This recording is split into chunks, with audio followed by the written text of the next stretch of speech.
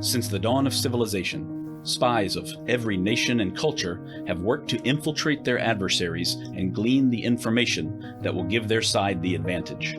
The stakes are sky high, the strategies varied and imaginative, and the ultimate sign of success is that no one ever even knew you were there. In each episode, we will explore the moral and ethical gray zones of espionage, where treachery and betrayal go hand in hand with cunning and courage. This is the Spycraft 101 podcast. Welcome to your clandestine classroom. This is episode number 61 of the Spycraft 101 podcast. Today I'm speaking with Michael Pullara, a practicing trial lawyer from Texas who has spent more than 40 years representing an incredibly wide variety of clients. In the courtroom, he's squared off against Italian mobsters, the U.S. Department of Defense, and giant telecom companies, among many others. I invited Michael on the program to talk about one of his most incredible endeavors, in my opinion, when he represented the family of Freddie Woodruff, a CIA case officer who was shot to death while on assignment in the former Soviet Republic of Georgia in 1993. This became a personal crusade for Michael as he was embroiled in the search for the truth behind Freddie's death for more than 10 years. As he dug further and further into the shooting, the capture of the alleged murder, and his subsequent prosecution and conviction, Michael found that practically not one single thing reported by Georgian authorities about what happened to Freddie was actually true. Michael's work eventually led him to personally confront the president of Georgia about Freddie's death in order to shed light on the event and try to bring the perpetrators to justice. In 2018, he published a book titled The Spy Who Was Left Behind, about his investigation into what really happened that day. But before we dive into his story, I want to say a big thank you to everyone listening who is also supporting me on Patreon, including Adrian R. and Dave E. Your monthly contributions there help me keep this podcast going week in and week out. As a way of thanking my patrons, I offer a lot of great freebies and promotions, including free and discounted books and products from the Spycraft 101 store. Patrons also get exclusive access to long-form articles of mine that aren't available anywhere else. If you haven't signed up for my Patreon yet, but you want to, just click the link in the show notes on whatever podcast platform you're listening to right now. Michael, thank you for taking the time to tell us about this incredible event. I am delighted to be here. Thank you for letting me talk. Absolutely. Absolutely. I've been looking forward to this for months. I got your book, I would say 6 months ago now at least, and I had a really hard time actually getting in touch with you. Initially, I looked all around for contact info. I think I even sent a message to your publisher, which was never returned, although it might have just gone to their, social media department or something like that. But I'm very glad that we got to do this. I was able to bide my time, and here we are. I'm glad that you found me. Usually not that hard to find. People go through the State Bar of Texas. Oh, man. Why didn't I think of that? I should have known better. All right. That'll be my first stop next time I talk to anyone who's an attorney. There you go. So, Michael, how did you first learn about Freddie's death? Well, like all good adventures, this one started at breakfast. I was sitting drinking coffee at a little bakery in the Rice Village, and I turned the third page of the New York Times and saw an article about an American who was murdered near the city of Tbilisi in the former Soviet Republic of Georgia. And as I read through it, I was surprised to discover that I knew the name of the dead man, Freddie Woodruff from Stillwater, Oklahoma. Freddie had come to Searcy, Arkansas, where I lived, when he started college. He was a football player for the Harding Bisons, and his experience there was so good that the family soon followed him. His father, George, his mother, Dorothy, and his three younger sisters. And I ended up going to school with all three sisters and having both George as a teacher in Bible school and Dorothy as a sponsor for class parties, and felt like I knew the family very well. And it was shocking. But as I read on, it became a little bit alluring because it said that Freddie was not really a State Department political affairs officer, that he was, in fact, a CIA case officer. And I thought, wow, somebody that I know grew up to be in the CIA. And so I followed the story. And as I followed it, it became more and more implausible. And ultimately, I decided that as an homage to the family, I would used my skills as a lawyer to look into it a little bit, sent off some Freedom of Information requests, and more or less thought I had done my due until those things came back. And when they returned, particularly when I got about a foot and a half stack of paper from the FBI, I realized that the young man in prison was completely innocent. He could not have committed the crime that he was accused of. And this put me on the horns of a dilemma. I made a trip to Georgia. I interviewed people there. I ultimately sued the CIA because they gave me nothing. I, like so many before me, lost badly in appeal to the Fifth Circuit, lost badly Hmm. there. Put all of my materials together and took it to the family, hoping that I had finished my good deed. Hmm. And this was over a period of what? Like, gosh, when did you wrap up everything? I mean, it started in 1993, right after he was killed, right? That is correct. And the Freedom of Information responses were slow. The materials sort of dribbled out over the next 3 to 4 years. The litigation with the CIA lasted until approximately 96. And my trips to Georgia, I was actually quite fearful to go because Georgia was involved in a number of internal wars, mostly sponsored, I think, by the Russians attempting to destabilize the governments there to force them to do things. And I did not feel safe to go to Georgia until the last year of Eduard Shevardnadze's administration. Hmm. And so I went to Georgia, then realized that all of the people who had put the young man in prison for Freddie's murder were still in power, that the systems were still as unresponsive as they had been before. And then there was really nothing more that could be done to try and redeem his innocence.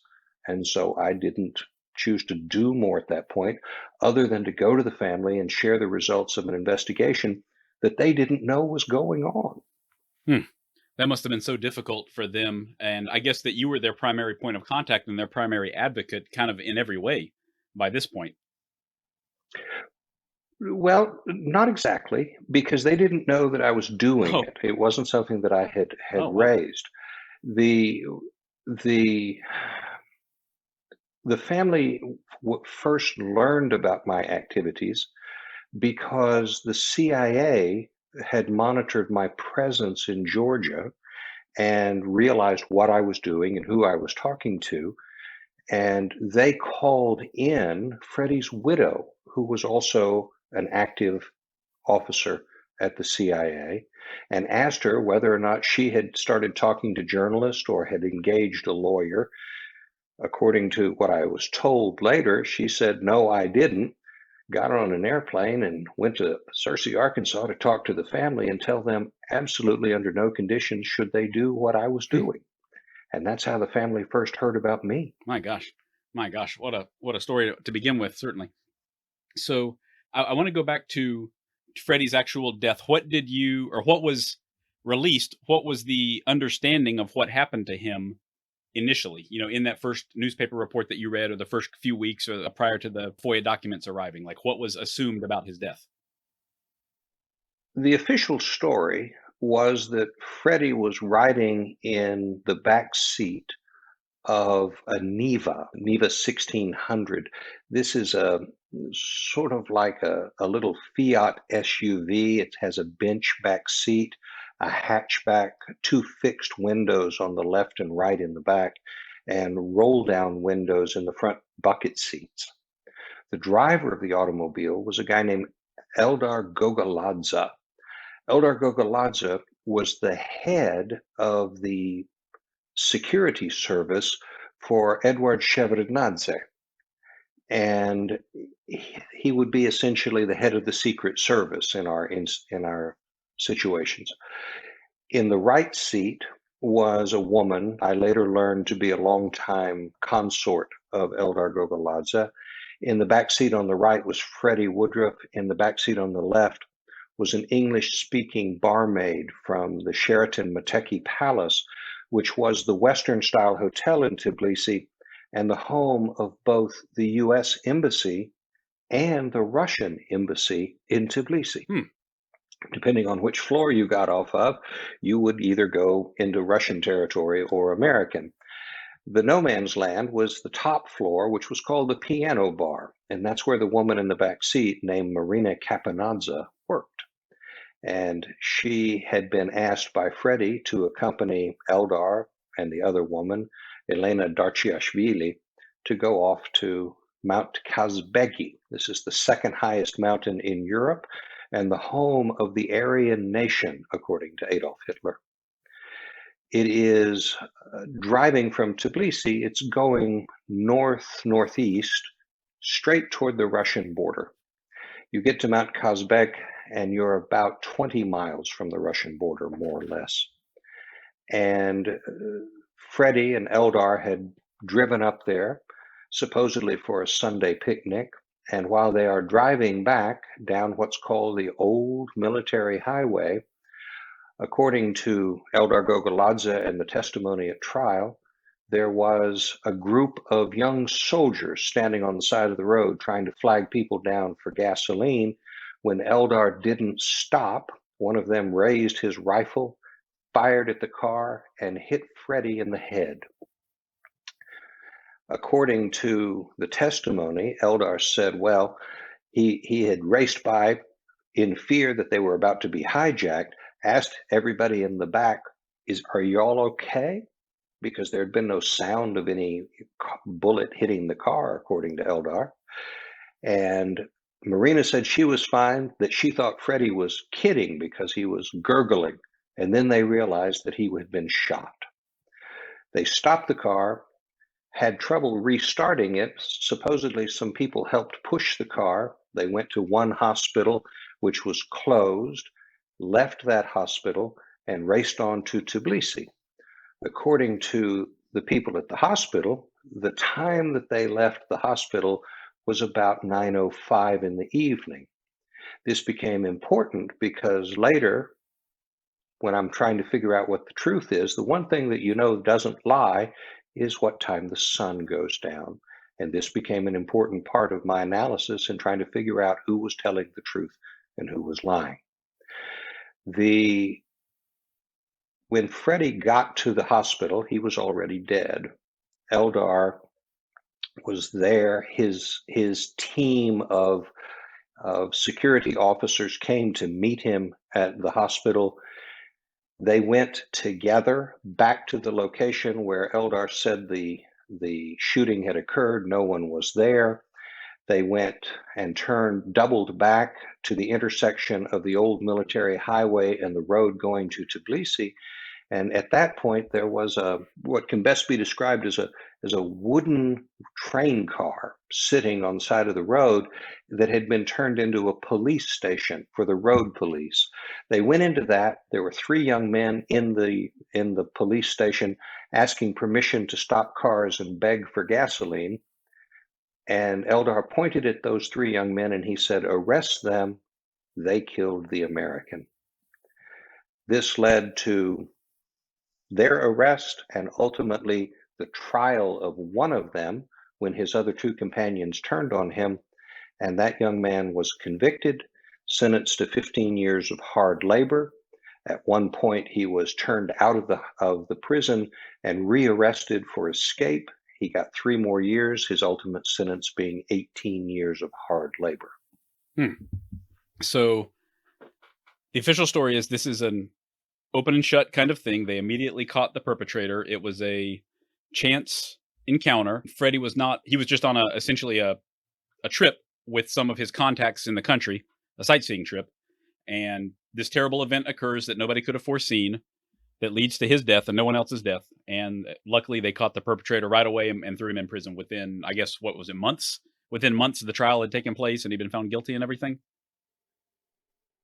The shooting was in August, and in December, right when most Americans are concerned with nothing but Christmas and New Year's, they held the trial. Oh, yeah. It was December 31st or something. I think I remember you mentioning. Yeah, that was some very unusual timing, seems. It did seem unusual, and it was remarkable. And I continued to follow it. The internet was new, but if you were aggressive, you could get outside the American bubble and get news from other parts of the world. And one of the things that I noted was that the young man who had originally been arrested and who was being prosecuted had confessed. And then when the trial came, he attempted to withdraw his confession on the basis of the claim that he had been tortured to give it. He had tried to set aside his court appointed lawyer and instead hired a private lawyer to represent him.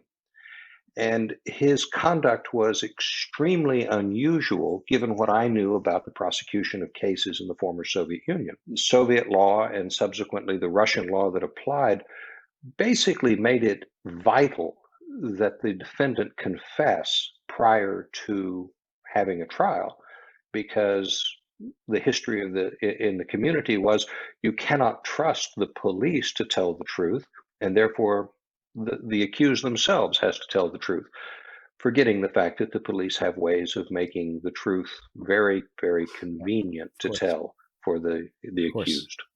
Wow. And so you mentioned earlier that you were concerned about going to Georgia because of the conflict and the strife and everything. So, from an American perspective, the idea that there are three guys out on the side of a road at night with an empty gas can and, and what I think an AK-74 rifle, that's bizarre. But was that a normal type of circumstance in the country at the time? I mean, were they that deep in a crisis that this was somewhat feasible at least?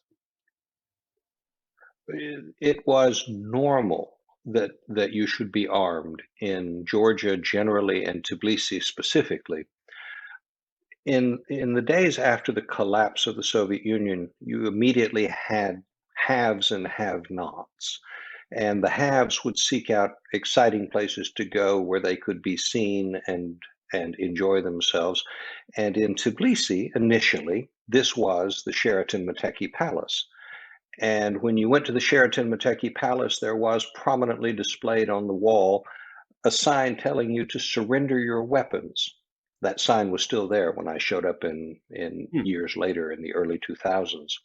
There was also a metal detector. It was still there when I arrived. And it was normal to have weapons. There were multiple civil wars going on. There were soldiers coming and going. There was a National Guard, which was run by essentially a former sculptor. There were multiple mafia organizations, the largest of which had tanks and personnel carriers. These were very, very well armed people. And Anzor Sharmaidze, the young man who was accused of the murder and ultimately convicted for the murder, was a member of the National Guard and had, until a couple of days before the accusation, been fighting in Abkhazia against the Russians. And he had been given a leave, came home, and wanted to go see his mother, who lives in an idyllic spot perched on the side of Mount Kazbegi. Okay. So that at least, yeah, I mean, sounds like a incredibly chaotic place, especially if you yourself, Michael, if you're heading over there trying to determine the truth of what happened to someone that you knew, someone you grew up with. So on that note, one of my favorite parts of the book, I mean, the whole thing was wonderful, but as you went through the documents from the trial, you kind of reviewed them. And of course, you're really like in your element there. It's clear to me as the reader because of your experience as a trial lawyer. So you really broke it down in a way that was understandable for a layman who was not present and wouldn't know what to look for. All the little clues that things were not as they seemed as you went through the documentation. So I loved that. But I also wanted to ask you, I mean, what was it like for you to try to go over to this chaotic environment and deal with, the laws in a very different country and culture, a very different language and everything? I mean, did you feel comfortable with any of this, or did you feel like you were the best person to do any of this, or were you just the only person doing it? Oh, I never assume I'm the best at anything. I was the guy who was there. And if someone better came, I was more than willing to let them take over, but they did not show up. And so I continued to continue. I am, by training and probably personality, a trial lawyer. My area of specialization is what's called complex commercial litigation. And what that normally means is millionaires suing billionaires over large amounts of money in cases that involve unique legal and factual issues and typically more than 1 million pieces of paper. My gosh. And the reason that I think I do this with modest success is because I can take complicated things and make them simple, because if they're not simple, I'm not going to understand them. But if I make them simple, a jury can understand them, and that usually results in a happy consequence for my client.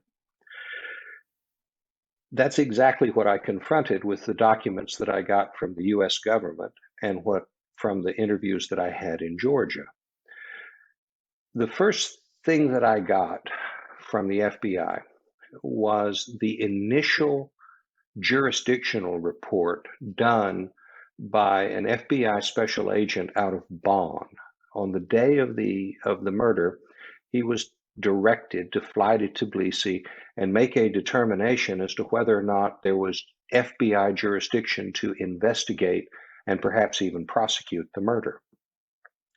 And that gentleman flew to Tbilisi, and in his 3-page report, he talked about doing an exhaustive examination of the Neva. This is the car that Freddie was sitting in. And he describes the gore of the splatter inside the car. He describes his conclusion that, in fact, the murder happened in this car, as opposed to one of the suppositions that I had that Freddie was shot elsewhere and placed in the car. And he said, remarkably, there were no bullet holes in the metal and no broken glass at all in the vehicle.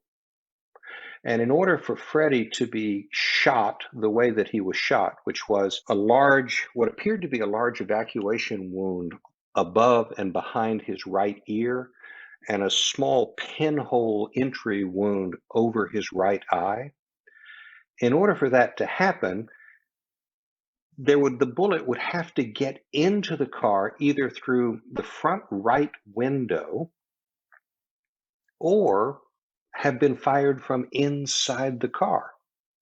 There's just no other way. The left window that Eldar had on his side of the car, at the driver's window, that window didn't roll down. It was stuck in an up position. The right front window that Elena had was open about 3 to 4 inches, but it wouldn't roll down further than that. What we later learned from the Armed Forces Institute of Pathology was that the bullet had not entered above the right eye and come out behind at the back of the head. It had entered through the back of his head, and a small fragment of the bullet casing, that is this steel cover over the bullet, had popped out from above his right eye and coursed across the top of the car, tearing the headliner in the car. The second thing that we learned from the FBI report was they couldn't find the bullet at all. Wasn't in the car, and it wasn't in Freddie. And this meant that the bullet had to come in the front window, kill Freddie, and go back out the front window. And this seemed improbable, to say the most. But when compared all of this evidence from this initial FBI report to the official version is that the car is past the 3 young men on the side of the road, that Eldar Gogoladze fires his gun when it is about 20 meters past, according to our friend Eldar. Anzor Shadamaidze shoots, according to Eldar, about 20 meters past. How does that bullet get in that car? It can't.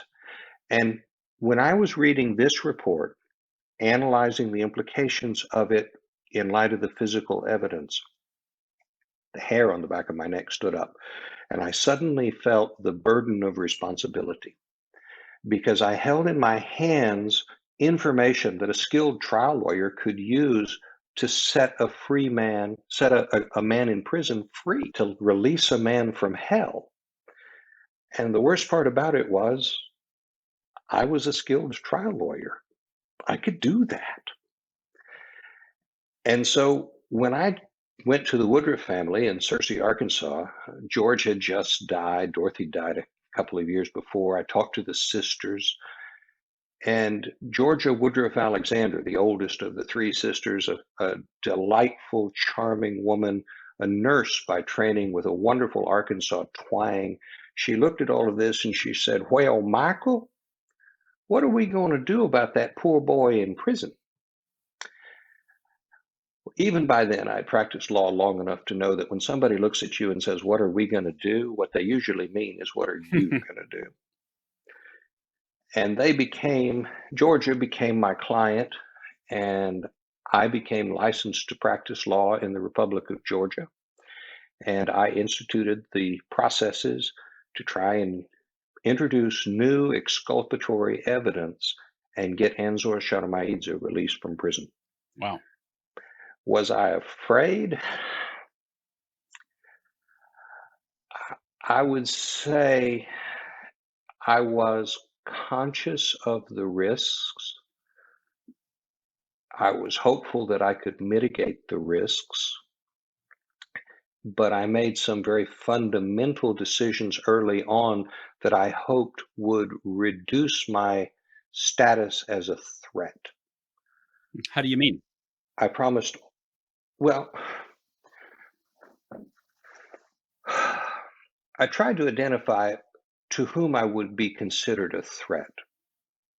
And there were a lot of people who had committed themselves to a particular story would be threatened by the fact that I was attempting to introduce a different Certainly. story that might cause them to be seen as a liar. So I set out from the very beginning saying, I have absolutely no interest in who killed Freddie Woodruff. I'm interested only in Anzor Sharmaidze and his liberation from prison. You let him go, I go away. I'm gone. I never kept secrets. If a stranger stopped me on the street and asked me what I was doing, they would get tired of hearing everything that I was doing because I didn't know who I was talking to. And I concluded that secrets made people nervous. I never talked in code. I never hid anything, never sneaking around in the dark. And perhaps most importantly, I embraced the Georgian power structure on all sides, the official structure, the unofficial structure, the Russian structure. I was open to all of them, was accessible to all of them, and told everybody what I wanted and how I was trying to get it. Wow. That's an impressive strategy, honestly. I don't think that is what they would have expected at all from a strange American coming and poking around in something, that they wanted, tied up with a bow on it. I think that's right, but and please understand, I am not an intelligence officer. I do not have the training, skill, expertise, or experience of a trained intelligence officer. I knew that I was an amateur, and I knew that I would be either a threat or an opportunity to everybody. And that this story was by then old enough that those people to whom I was a threat might also see me as an opportunity to use this story against someone else. It had worked once, it might work again. And I was more than willing to be used. I was not going to outsmart anybody. I had a goal. As long as my goal was achieved, nothing else mattered to me. Now, the problem became that the government was so resistant, I had to sort of up the ante and say, okay, if you will not let me get out painlessly, I'm going to have to solve the murder. Oh boy. Yeah, that would definitely increase your profile there. I would say increase the amount of attention. Yeah. Regrettably so, yeah, regrettably so. But it's a step-by-step process, and I want to say, as I'm making these decisions on the ground, I'm getting tremendous support from, by and large, former members of the intelligence community. I think that quite naturally and appropriately, the first response, the first impulse is to say, "Who's this nut?" But as I proved that I wasn't a nut and that I was reliable in what I would say and do, I would get I would get support from somebody in the community, and then that person would direct me to someone else, and on and on and on, so that I'm getting guidance from people who have a much deeper, much more clear understanding of the risks that I face. Hmm. So, Michael, if you are able to, or you and the FBI are able to see these obvious discrepancies right off the bat, it's clear that there was a lot more going on than the official story. But did you early on have an idea of who might have wanted to kill Freddie? Like what organization, what entity or individual, or what their motivation might have been? Any of that, or were you just following one piece of information to the next? Well, in my work, you collect individual pieces of information and you try and form them into a puzzle picture. At the same time, you're working outside of the direct information on your case to try and understand the overall view of that industry at that moment, Hmm. for example. In this instance, I looked at three things. One of them was that as soon as the Caucasian states broke away from the Soviet Union, the Americans began funding and developing pipelines that bypassed the Russian state, particularly the Baku Jehan pipeline that went through Georgia. And if you look at the various routes that were considered over the term of building that pipeline, they're all bloody. And there was a great deal of fighting and jockeying for position because the flow of oil, it basically establishes the independence of Azerbaijan. It establishes the energy independence of Georgia. And those two things denude the Russians of a great deal of power over those two Hmm. markets. And it also, the most likely route for Azerbaijani oil is to go south directly through Iran, which would have made the Straits of Hormuz all that much more important to the world. And this offsets some of the power of both the Iranians and the Saudis. And so those facts make it incredibly important. Second,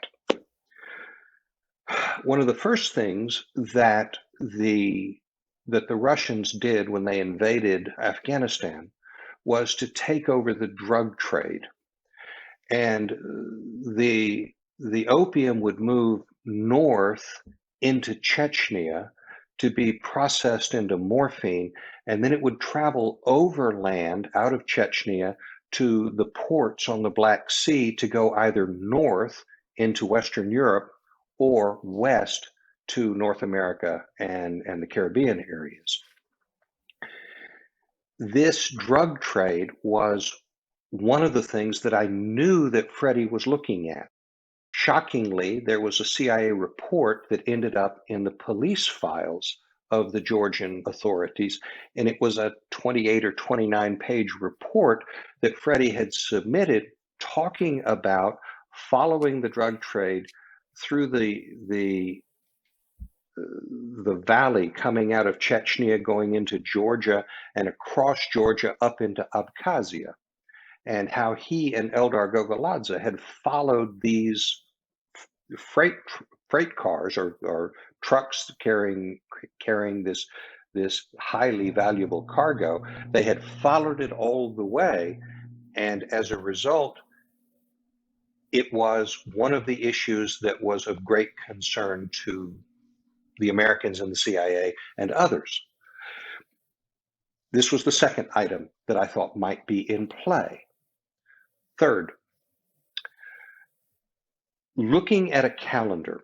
Timelines are vital in my business. I take the documents, I hang them on a tree of timelines. Serendipitously, less than 2 weeks before he was murdered, Aldrich Ames came to Georgia. Aldrich Ames was known to Freddie Woodruff. Freddie had rented a house from Aldrich Ames while Ames was out of Northern Virginia and Freddie was posted at Langley. They worked together in the same sphere, that is, the former Soviet Union. And as a result of that work, Aldrich Ames was reading in real time all of Freddie's reports. And it occurred to me that there might be a relationship between Aldrich Ames' visit and his access to Freddie's reports and Freddie's death. That was the third thing that I believe to be relevant. Wow, there's some enormous forces at play, some enormous influences as well. Yes, from my very uninformed perspective, one of the things that I was looking at was this philosophical idea that the thing that is the second hardest thing to survive in a war, the worst is defeat. The second hardest is total victory.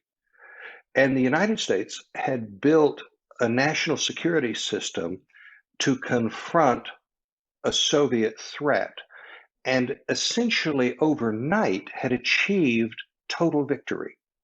We had a huge, highly developed, incredibly potent agency in the form of the CIA that no longer had a reason to exist.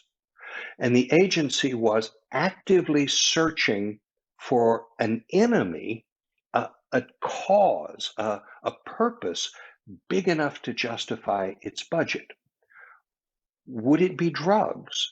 Would it be industrial espionage?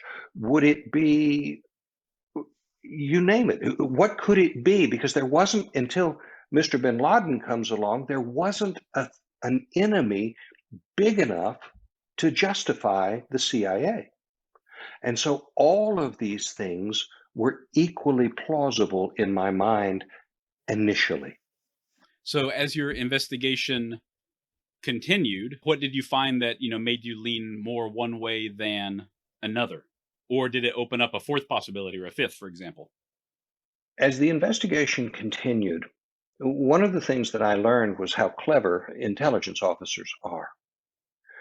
And I learned about the difference between law enforcement and intelligence. I came to understand that learning about the smuggling routes for drugs did not mean that we intended to close down those smuggling routes. It was of great value to us to know about them and to be able to follow the drugs and to see what, if anything, occurred as they moved along the world's paths. And if the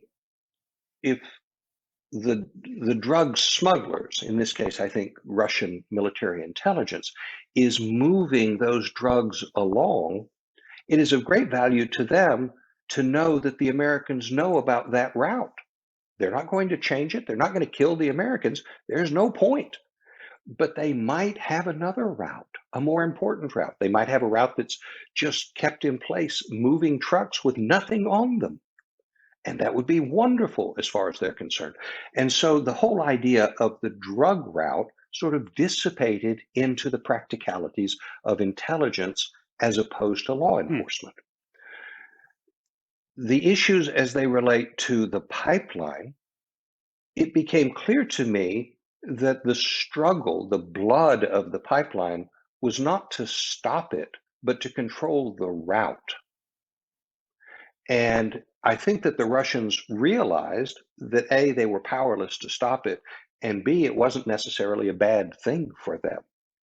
If you fast forward to 2008, when Mr. Putin invaded Georgia, he knocked down a railroad trestle, which was cheek and jowl to a trestle that carried the pipeline across a little creek. He showed he could close it down at any moment. Oh, wow. He didn't need to. He didn't need to. And so it became apparent to me that my big ideas were actually not very clever at all. And so I moved into a different realm, and that is to focus more on Mr. Aldrich Ames. Among the things I did was I set up a correspondence with Aldrich Ames, and he and I corresponded back and forth about Freddie Woodruff, about his relationship to Freddie Woodruff. I attempted to interview people who had investigated him in connection with his prosecution. I got enormous assistance, untold assistance from Del Spry, an FBI special agent who got the honor of putting the cuffs on Aldrich Ames when he was arrested. And as I looked more deeply into Aldrich Ames and looked more deeply into what had happened to his career after the Soviet Union had collapsed, it became apparent, I think, that he was delivering to the Russians everything he could in order to maintain his relevance to the Russians. They were vital, that he had cast his lot with them and he could not afford to be set adrift. And it was apparent to me that he wasn't afraid. While he was in Georgia, before the murder by about 2.5 weeks, he, Freddie, and a third CIA officer drove the exact same route in a car up to Mount Kazbegi on a sightseeing tour. And that night, he and Freddie, both of whom liked their liquor, went out drinking. According to witnesses that I interviewed, after that, Freddie was morose, turned in, not at all his gregarious self. Something happened that night that caused him to be suddenly emotionally dislocated. And according to another witness who was in the piano bar at the time, Freddie had a confrontation with Aldrich Ames in which they basically screamed at each other. This came immediately after the DCI, the Director of Central Intelligence, Woolsey, canceled at the last minute a trip to Tbilisi, the whole reason for Aldrich Ames to be there. Aldrich Ames had come up with an idea for what was called the Black Sea Basin Intelligence Sharing Initiative, an idea that all of the states that surround the Black Sea would share their intelligence on drugs, money laundering, and weapons, the weapons trade and human smuggling. And it would be headquartered in Tbilisi. And it was all set to make the announcement and to open this important facility. And Woolsey canceled it at the last moment. Unbeknownst to both Ames and Woodruff, the FBI had already opened a criminal prosecution against Ames. I am certain that DCI Woolsey was aware of it, and that was the reason that it was canceled. I believe, although I cannot prove, that the FBI used this trip by Ames to see what he would do in Georgia. I spoke with the special agent in charge of the Ames investigation, and he said, well, I can't confirm that to you, but I'll tell you what, I'm going to walk to the door, and if I don't fall down on the way, you can pretty much assume that we followed him everywhere he went. Interesting. Wow.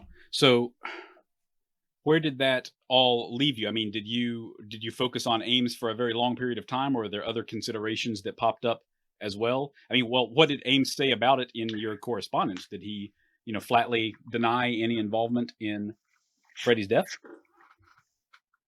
He absolutely denied it. He said that he was not involved. He said that he had no knowledge about it. He said that there was nothing that occurred during his visit that was in any way suggestive that he was anything other than what he appeared to be, and that was a loyal American employee of the Central Intelligence Agency. I continued to prosecute a claim in the Georgian courts, trying to introduce this evidence and to get the case reopened. The process starts by going to the prosecutor general, presenting your evidence. He reviews it, decides whether to reopen it or not. Now, I need to say at this point, the best decision, the most important decision that I made the entire time that I was involved in this case was to engage a woman named Lali Karasalidze as my translator. Lali, an exceptional woman, a great entrepreneur, was Edward Shevardnadze's translator of English. She was an English literature professor at Tbilisi University, and was well known and well liked everywhere.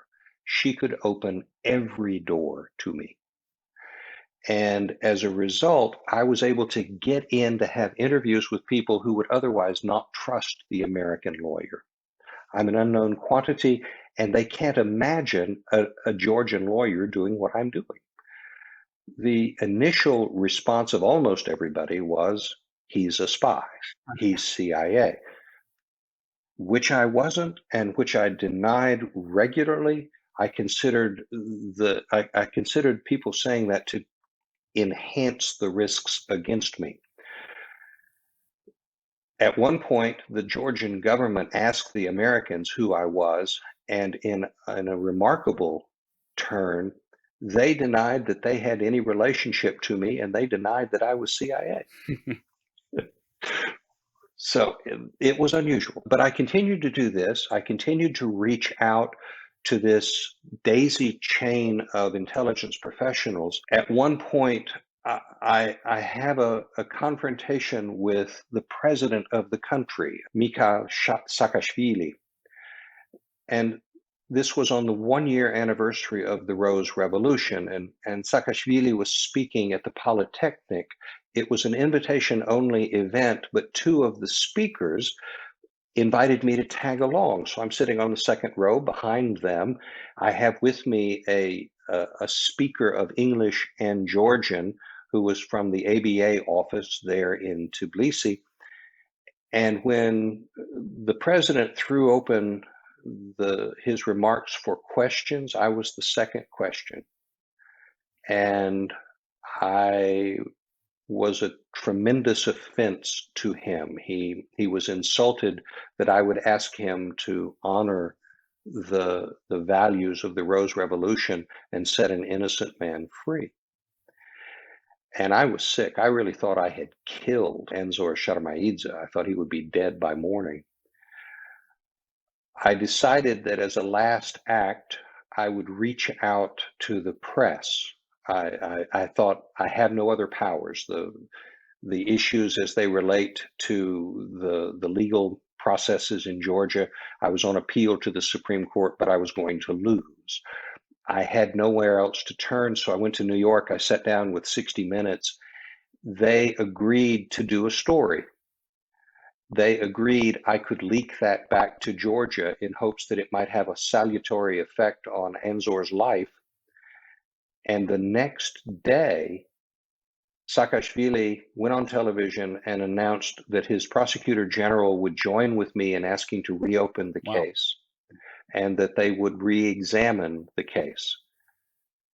With that, I recognized for the first time that I had a weapon I could use if I did so judiciously, and that was well-timed, well-targeted Western press publicity.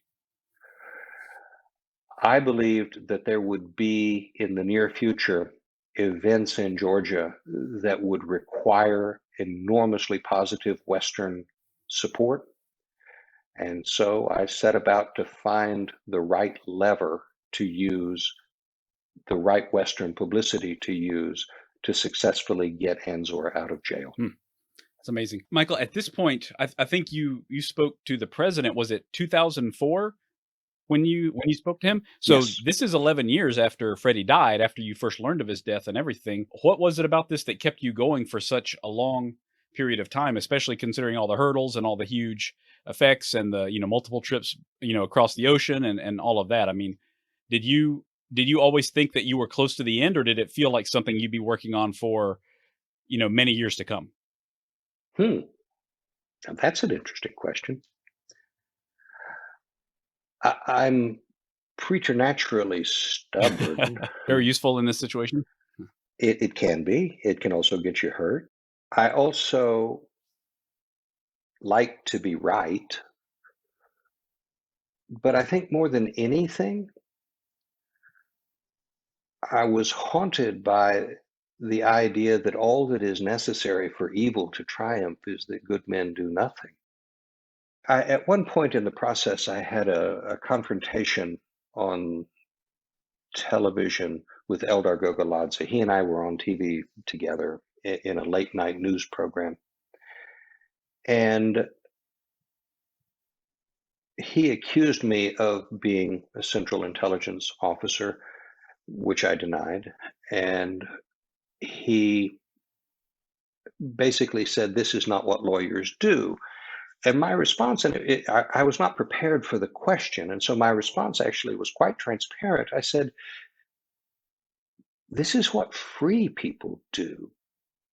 What's the point of being free if you cannot use your freedom to correct an injustice?" That's fantastic. So that was what kept you going through all of this? Because I mean, I know that even from 2004, it was still, many more years of you digging into all of this, wasn't it? It was 4 more years. One of my friends, I was talking to, and I said, I can't imagine that anyone given the opportunity wouldn't do exactly the same thing. And my friend said, "You're absolutely crazy.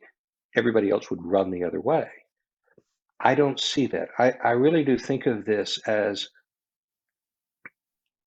the opportunity to do the right thing. How often in your lifetime do you get that opportunity when it's so clear, here's the right thing to do? You get to do it. There isn't anybody else who's going to. It's up to you. And I suppose one of the reasons why I do the kind of work that I do is because I like the idea of getting to be the advocate for and protector of the little guy against the big guy. I like the idea that a multinational corporation is not allowed to cheat the little guy.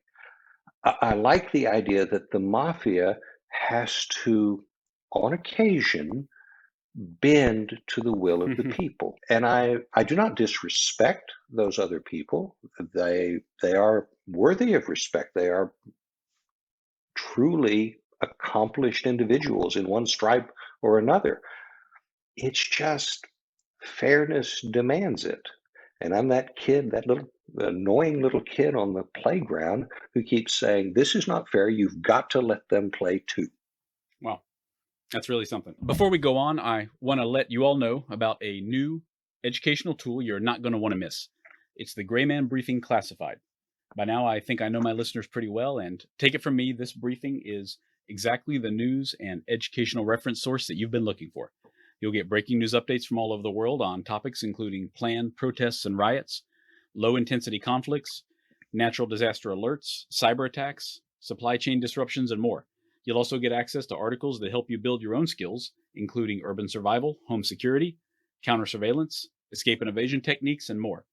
And this is much more than just a newsletter in your inbox. Joining the Gray Man Briefing Classified also includes invitation-only channels on the Telegram and Signal apps for convenient real-time updates. The newsletter subscription is normally $5 per month, but if you use the code GBC Spycraft, you can save 20% each month for the life of your subscription. I'm already a member myself and have been reading and learning a lot since I first subscribed. Look it up yourself at graymanbriefing.com. That's gray with an A, graymanbriefing.com. And use the discount code GBC Spycraft to save 20% right from the start. So, Michael, I know that we were talking about Aldrich Ames, and he flatly denied it and everything. But eventually, this work took you from Georgia all the way to Moscow, right? I mean, the trail kind of led there to some more interesting people in Moscow. Correct. I really came to believe that in Georgia, almost all roads lead to Moscow at one moment or another. And as I am working through the the facts that I can rely upon, the facts that I have disproven, and the facts that are as yet to be either confirmed or disproven, it became apparent to me, and I don't mean this as a joke, that Freddie was dead and Freddie had been shot by somebody, and that this was an immutable fact. And so, in order to kill Freddie, you had to put him, the weapon, and the shooter in the same place at the same time. And that this was a logistical challenge, that it would require support from the various participants in the car to one extent or another, and that it would require a great deal of secrecy that is hard to keep over an extended period of time. And as I am pursuing this, as I am pursuing finding a journalistic lever to use when the time is right, I end up going with a British documentarian, and we visit with Bob Baer. And Bob was a former Central Intelligence officer who had worked for Freddie Woodruff and had been involved in the agency's investigation of Woodruff's murder. Bob had continued very kindly to stay in touch with the family from time to time. And when he contacted Georgia Woodruff Alexander on one occasion, she told him what I was doing, and he said, "Have him call me." So I called Bob Baer, who was at the time driving cross country to California, and he said, "Well, let's meet and talk." And I jumped on an airplane, and the British documentarian and I flew out to California and eventually sat down with Bob. It was three people who are used to using silence to get other people to talk and used to not talking in the face of silence. And so each of us would say something and the others would sit back and sort of wait for something to happen. Nothing happened. And then someone would say something to try and place another hook and nothing would happen. And it was a disaster. And so I went home to Texas, thought about it a couple of days, called Bob Baer, and I said, "Bob, I'm not as smart as you. I don't have your training, and I'm never going to get you to tell me anything you don't want to tell me. But let me tell you what I'm doing." And I told him everything. He was a chatty Cathy. He told me stuff I couldn't imagine. And he then introduced me to Del Spry, and I went to Atlanta to visit with Del Spry, who was still at that time active in the Bureau. And they opened my eyes to the relationship between Woodruff and Ames. There are actually three separate investigations by the Bureau of the death of Freddie Woodruff. The first one closed with Anzor Sharmaidze being convicted and the Department of Justice deciding that they didn't want to prosecute him, which I think says quite a bit about what they thought of the Georgian conviction. And then immediately after that, the Bureau arrests Aldrich Ames, and they have another investigation start immediately. And the man in charge of that investigation was Del Spry. And Del Spry shares with me some of the public details of that investigation, shares with me how all roads were leading to Moscow. And so I followed the same evidence that they followed, and I ended up sitting in the basement of the Metropolitan Arts Theater in Moscow, across from Victor Cherkashin, who was Aldrich Ames and Robert Hanson's spy handler. And we talked for almost 2 hours about Aldrich Ames. I sat in the hotel and talked to 2 KGB officers, both of whom were engaged in different kinds of activities, one of whom had been in charge of the seduction of the American Marine at the U.S. Embassy, explaining to me how this was done. The other of whom was involved tangentially in the murder of Freddie Woodruff. And as we sort of put all of these things together, it became apparent that Moscow was directly involved in Freddie Woodruff's death. About this same time, I made a visit to the embassy, the U.S. Embassy in Tbilisi, and spoke to a gentleman who did not identify himself, but I was pretty sure was the station chief. And he was upset at me because I had not asked for an appointment with the ambassador. I was just trying to show up and talk to him. And I said, no, I didn't want to talk to the ambassador. I wanted to talk to you. Let me tell you what I'm doing.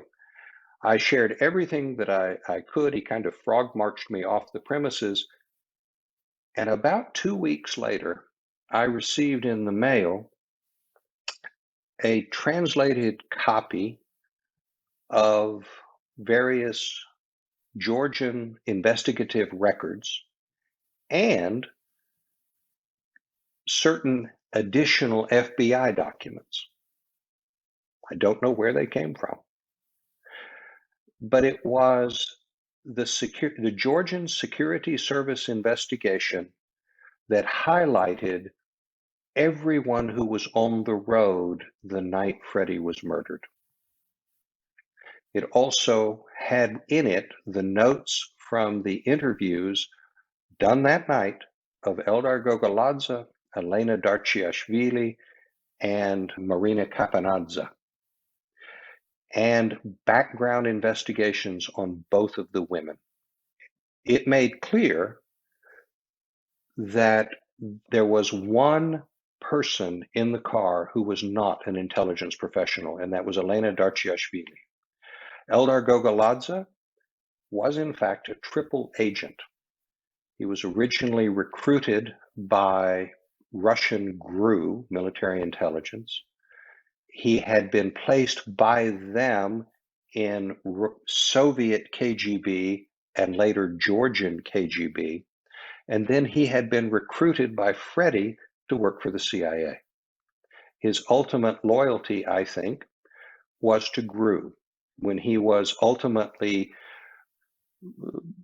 released from prison for his suspected involvement in an attempted assassination of Shevardnadze, he got the best job in the country working for a Georgian oligarch, a man named Bidzina Ivanishvili.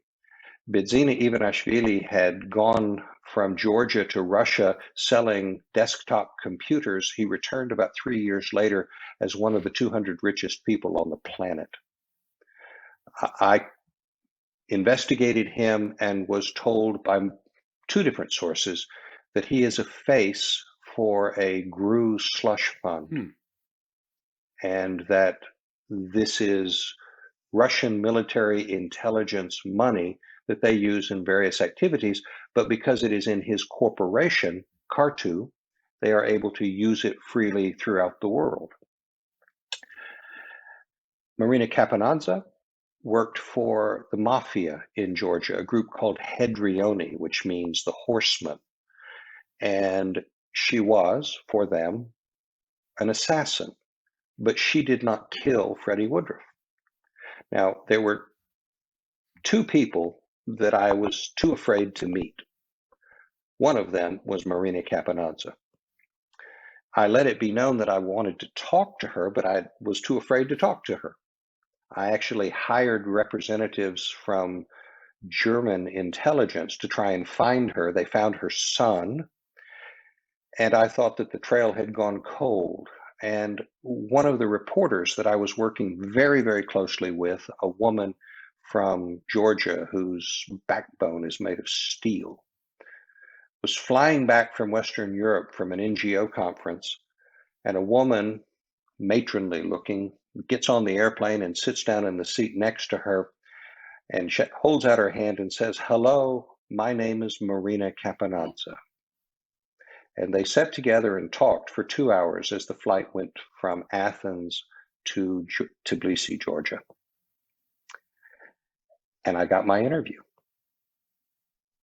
I don't believe in coincidences. Somebody wanted me to have it.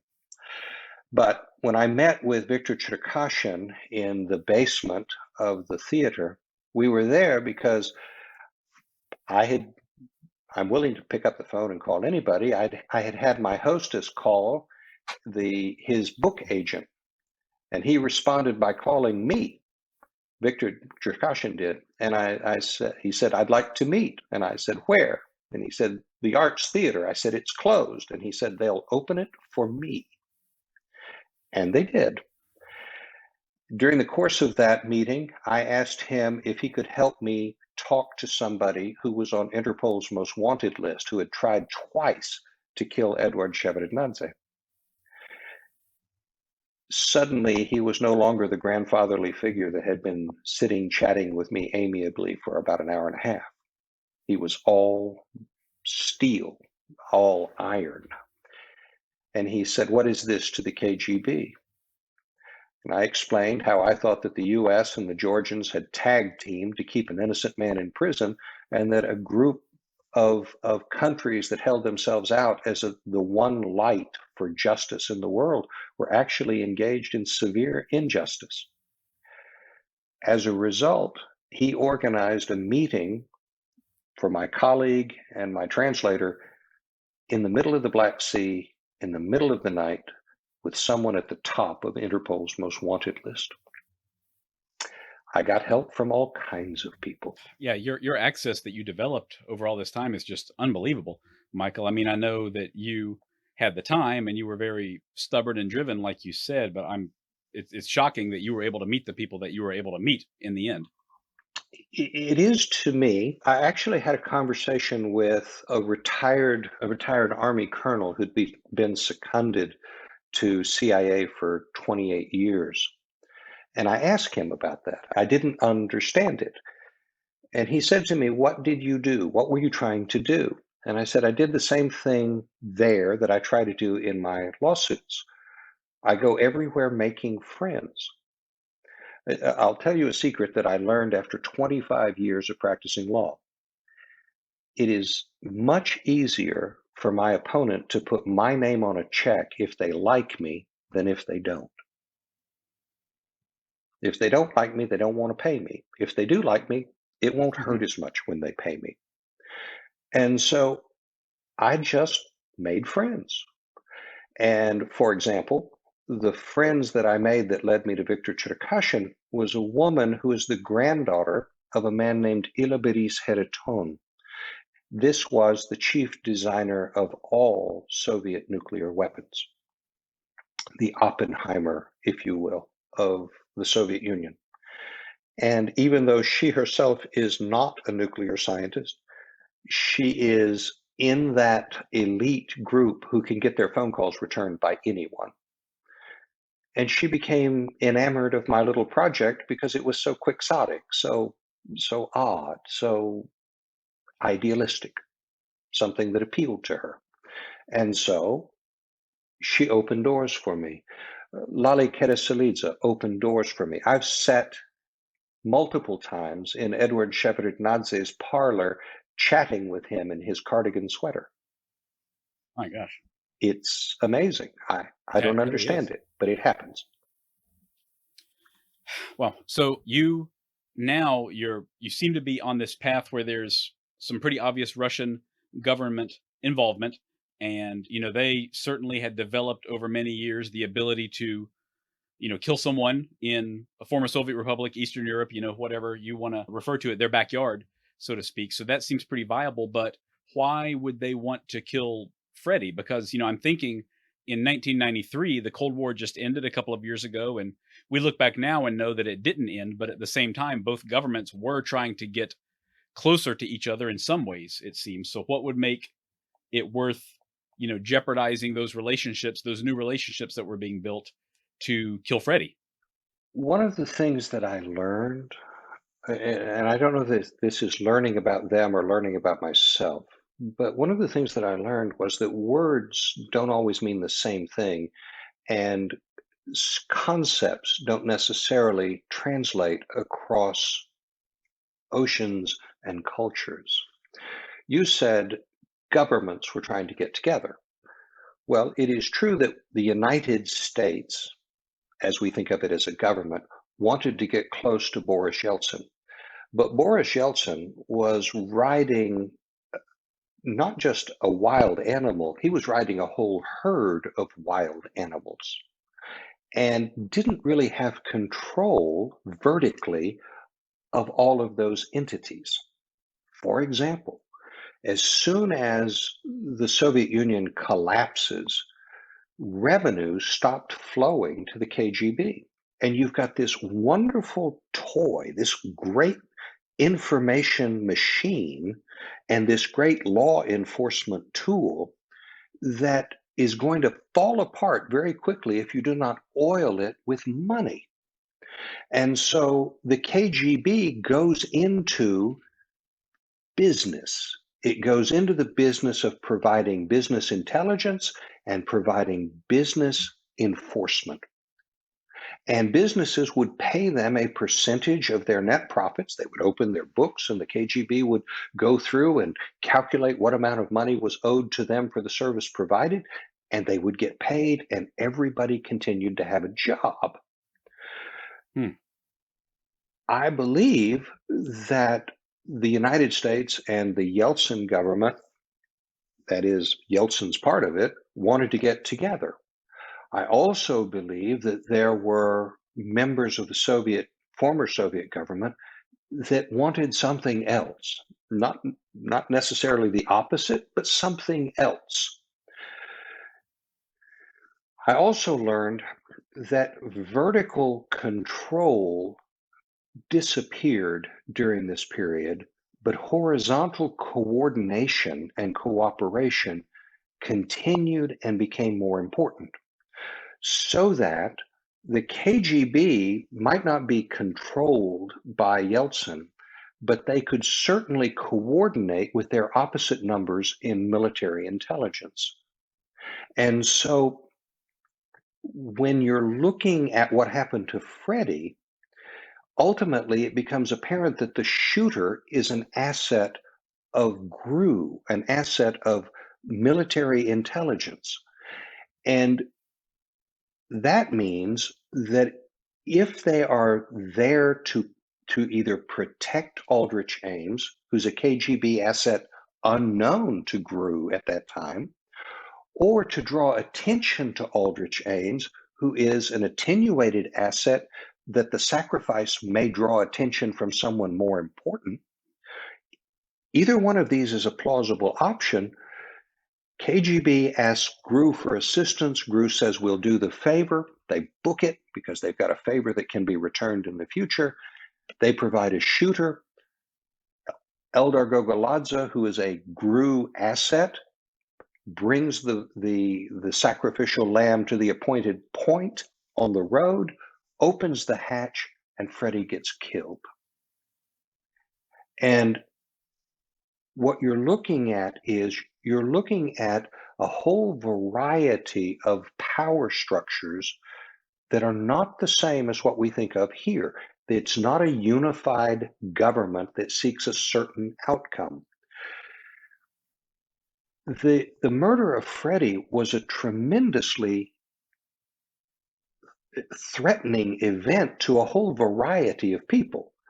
For example, Eduard Shevardnadze, who is riding the top of this fragile entity of Georgia, he depends entirely on the United States for his support. If the United States withdraws that support because Freddie is killed, then those people left in the government are only the people that are supported by the Russian regime.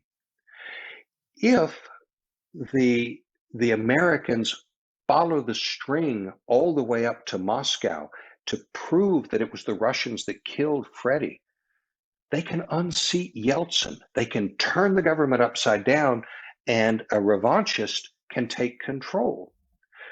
The only way to save Eduard Shevardnadze and Yeltsin was to let everything fall on Anzor Sharmaidze. It's the only way to avoid all of the bad things that could happen. It's incredible stuff here, Michael. Really, it is. So that's what is most likely then in your, I wouldn't say your opinion, in your findings, in your conclusions, is that there was another shooter. It was a GRU shooter. Gogaladze was obviously involved because he brought Freddie into range. He brought him to the place that the shooter was already at, as I understand it, and he opened the back hatch of the vehicle, which is why there wasn't a bullet hole anywhere through the vehicle. Is that all correct? Is that what you think is the most likely scenario? I think that it is the most plausible scenario. I believe that Eldar stopped on the side of the road to help someone, something completely uncharacteristic, and a shooter with a long gun killed him. Now, there's one really interesting incident that Del Spry shared with me that led interesting places. In Georgia, if you want to tell a secret, you go to a wedding, because a wedding is an incredibly noisy experience, and there's no way anyone can overhear your conversation. Del got invited to a wedding. Neither he nor the inviter was a guest of bride or groom, but they were there to tell secrets. And what this Georgian intelligence officer told Del Spry was that on the day after Freddie's murder, the Georgian authorities arrested a man attempting to leave the Tbilisi train station, that he had in his possession 2 canisters of C4 gas and a silencer.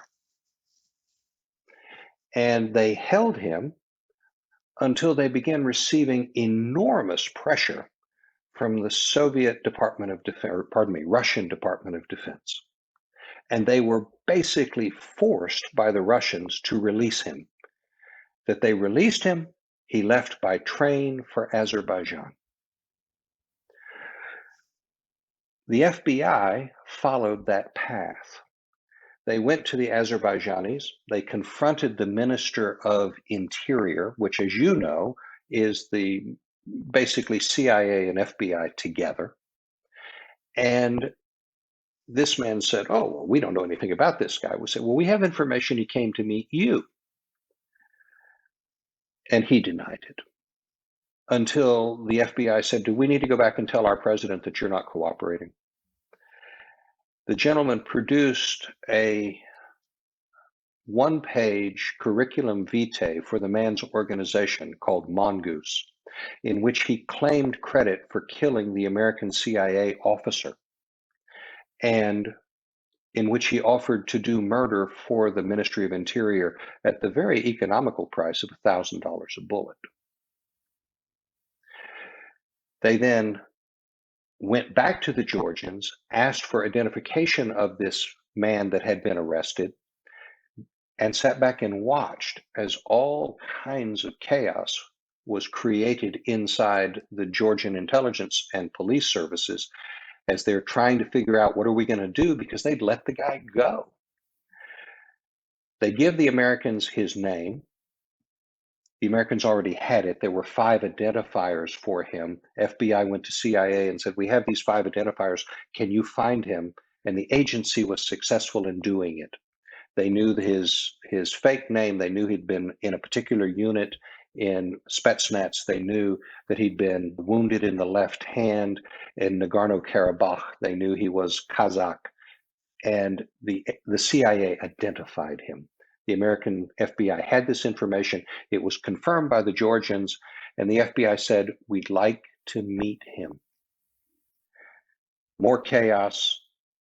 The Russians see to it that he is returned, and the FBI meet him. He says something that nobody else on the planet knew, that Freddie was shot in the back of the head. The Georgians went to trial on the theory that he'd been shot in above the right eye, and it was an evacuation wound. I interviewed the pathologist, and he said absolutely he was shot above the eye. The back's an evacuation wound. Everybody thought so except this guy, and the only way he could know that was that he was there. FBI asked him, "How did you know?" And he said, "I read it somewhere." They did a worldwide documentary search, and there was never any evidence of anyone ever saying it. So I go looking for the logistical support that this guy would need, and am led to a former Group Alpha member who had become ultimately high up in the Ministry of Interior in Georgia. He and I meet together in Cyprus, and we're sitting together, and I'm talking about this murder, and he's being very evasive. I get to talking about this guy who got arrested, and I said, "Well, we know that he was a professional." And this former general from Group Alpha just turned bright red, and he said, "He was no professional. One professional doesn't steal another professional's tools." Wow. And what I just suddenly realized was that the shooter had stolen the silencer and the canisters of gas, that the man who'd provided the logistics, this man to whom I was speaking, who said, if it was going to be done, I'd be the guy that did it, that he had had him arrested to show who was more potent in this transaction, and that was the key to what had happened. Amazing stuff, honestly. So I do have one other question, and it's kind of been in the background, honestly, the whole time. So, Michael, obviously the FBI was deeply involved because they are an investigative agency. Of course, that's their charter, that's their job. But, he was employed by the CIA. So you spoke to ex-agents like Bob Baer and a few other people, but was there any active interest that you're aware of in or from the CIA? Like, did they ever want to debrief you, or did they ever want to assist you in any way? Anything like that? Because I'm certain that they knew that you were there and looking around at it, or had they just moved on from Freddie's death? At the time Freddie Woodruff was murdered, the head of station in Baku was a well thought of woman named Gina Haspel. Yeah, we know that name. She was DCI at the time that my book came out. And I don't know if the agency was helping me. I don't know who sent me the records from the Georgians. I once asked Bob Baer, I said, why don't I have more obvious support from the agency? Why aren't they either helping me or pushing me or something? I said, it seems like I'm doing God's work here, that this would be protecting other agents. And he said, you don't know anything about what you're talking about. And he went on to explain that when an officer goes into the field and puts himself at risk, they know that nobody is coming to rescue them, because you're not going to start down that path, Bob said, unless at the very beginning you decide, we will ultimately launch the 82nd Airborne to protect this person. Because you'll do something and they'll do something and you'll do something and they'll do something. And there's literally no end of it until the 82nd Airborne is in the air. And so he said, that's what you know as an officer. You know that. This led me to think two things. One was an enormous amount of respect for these professionals who do this so that I can sleep well at night. And number two, to understand just a little bit that Freddie Woodruff was a hero. None of this happened to him by accident. He knew what he was getting into, and he knew the potential costs, and he paid them. Once he paid those costs, Freddie Woodruff's death and everything that I did became both threat and opportunity for the agency. And my hope is that they used it to accomplish a greater goal, that somehow in my bumbling and stumbling, I did something that gave them an opportunity to advance the interests of the United States against a very able adversary. Yeah, that's certainly. I mean, you were causing ripples there in a very strategically important part of the world. So, not only do I doubt that they were, I don't doubt that they were paying attention, but I hope that they saw some advantage in that and were able to take advantage because, the other side certainly was doing the same thing. I think so. And what I learned was that a body in motion, to the extent it's not perceived as a threat, is an opportunity. Mm-hmm. Yeah, absolutely. Absolutely. So, Michael, since you've mentioned Bob Baer several times, for any of my listeners listening right now who weren't already aware, I interviewed Bob Baer a few weeks ago on the podcast. That's episode number 56.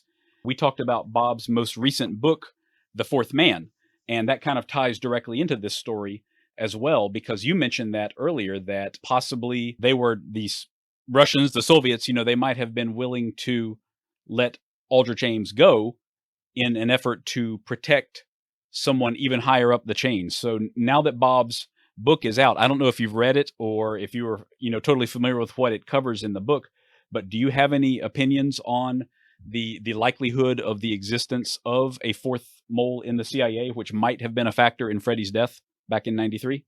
The candidates presented by Bob include people who crossed paths with Freddie in Ethiopia when he was there.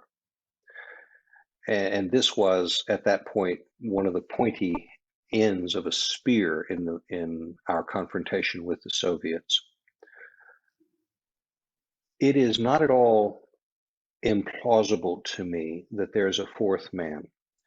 There were certain compromises of intelligence information that couldn't be traced to Aldrich Ames. And when it was discovered that Robert Hansen was a spy for the Soviets, this provided an answer to some of them. But there were still others that couldn't be traced to either Ames or Hansen. And the natural suspicion is it's got to be coming from somewhere, so there's got to be somebody providing it, and that would be the fourth man. There's more losses than can be accounted for. I suspect that the Soviets and later the Russians concluded that Aldrich Ames was no longer as valuable as he previously had been. He had gone from Soviet counterintelligence, which would be the crown jewel, to heading a task force on narcotics smuggling through the Caucasus. That results in a lot of money, but it's not going to be interdicted by the CIA. And so his value is limited. And if he has compromised himself to Freddie Woodruff while they're both out drinking, he's a problem that needs to be fixed. If he has compromised himself to Freddie Woodruff while they're out drinking, and the Americans cancel a meeting that's going to open up this Black Sea Basin sharing initiative, maybe it's a problem that can't be fixed. And so they sacrifice him, draw enormous attention to him, and allow everyone to begin the process of looking to see if all of the losses can be traced to Aldrich Ames instead of someone else. It's very clever, and it seems reasonable. Yeah, I agree after reading that. And I think that you and he both would know a lot more about it than I would, just from having studied it for, a few months, the last couple of years, really. So, Michael, I have to ask, I mean, you followed this, well, I shouldn't say followed, you were deeply involved in this for so many years. Your book's been out since 2018. Now, are you still drawn to this in a way? I mean, are you still pursuing any other leads, or is there anything else that you still want to do on this? Or did the book kind of culminate this entire happening for you? The book limited me in some ways because once you reveal all of the story, then there are doors that will not open to you. Once you expose yourself as somebody who tells a story, there are doors that won't open to you. I have continued to try and get Anzor Sharmaidze's conviction reversed. During the last election cycle in Georgia, Eldar Gogoladze, who is now an older man, no longer employed by Bidzina Ivanishvili, was criticizing Ivanishvili in the press, and the prosecutor general reopened the prosecution of Anzor Sharmaidze and demanded that Eldar Gogoladze come in for questioning. He sweated him for 2 12-hour days, I believe. The government hired another lawyer to represent Anzor, and the view was to try and set aside the conviction. As soon as Eldar stopped talking, they closed it. I have learned to my dismay the truth of the American Indian adage that if you save a man's life, you become responsible for him. I hear from and help support Anzor and his family from time to time. And so I continue to work on it. I continue to try and help, but there's the caravan has passed, I think. And at least with respect to this story, the dogs have stopped barking. That's good to know. I wouldn't want it keeping you up at night anymore after so much work that you've put into it. I mean, and I'm certain that Freddie's sisters are just incredibly grateful for the amount of attention that you've given this over so much time. Are they still alive? Are you still connected with them now after all this time? 2 of the sisters, Jill and Georgia, are alive. Cherry died of brain cancer during the pendency of the case. And as I said, George and Dorothy had died.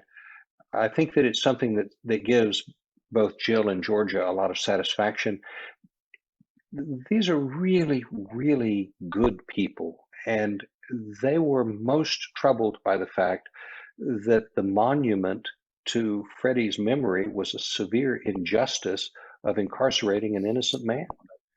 And now it's something else. Now the story is told, and Freddie is seen in a heroic light, I think. And I think that overall, the agency itself is seen in a more heroic light. At least I hope that to be the case. And so, yeah, I keep up with them. We communicate on a fairly regular basis. It's a pretty small community that I come from. Well, this is incredible stuff, Michael. Since you said that you've, obviously finished the book and published the book and the dogs have stopped barking, are you working on any other kind of similar project now, or are you just back to practicing law as before, or something else entirely? I'm doing a couple of things. I do practice law and still do complex commercial litigation. But I'm also working with some of the people that I befriended in the course of this project, and continue to do a variety of investigative type matters. And I learned how to do certain things in the third world, and we get to do that. Some of it has involved exposing faux royalty and sheiks who are stealing money. We've been also returning pillaged antiquities stolen by terrorists to fund their organizations, things like that. Michael, you've got a real taste for adventure over the past few years, haven't you? Well, methodical and slow. Fascinating. That's amazing stuff. Well, Michael, this has been really, really wonderful. I'm so glad that we finally got to talk about your book and about Freddie. For those of you listening, the book is called The Spy Who Was Left Behind by Michael Pullara. Michael, do you have any kind of public-facing social media or anything if anyone wants to connect with you right now? I have an author page on the publisher's website, which is Simon and Schuster. I think there's an author page on Amazon, but I'm allergic to social media. I aspire to anonymity. Okay, that's certainly the right way to be, honestly. Well, my goodness, thank you so much, Michael. This has been great. I know that the listeners are going to love this one when it's out. Thank you for letting me talk to you. Absolutely, absolutely. Take care. You too, sir.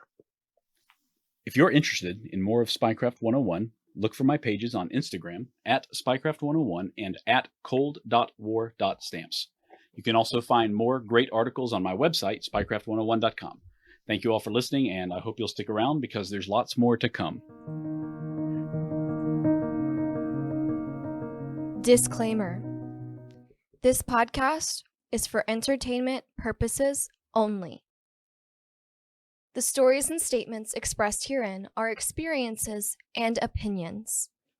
They may not reflect the views of the host or the production studio. It's okay if you disagree with our content. No piece of media is right for everyone. If you love Spycraft 101, please check us out online, on Instagram, on YouTube, and especially on Patreon. Thank you for listening.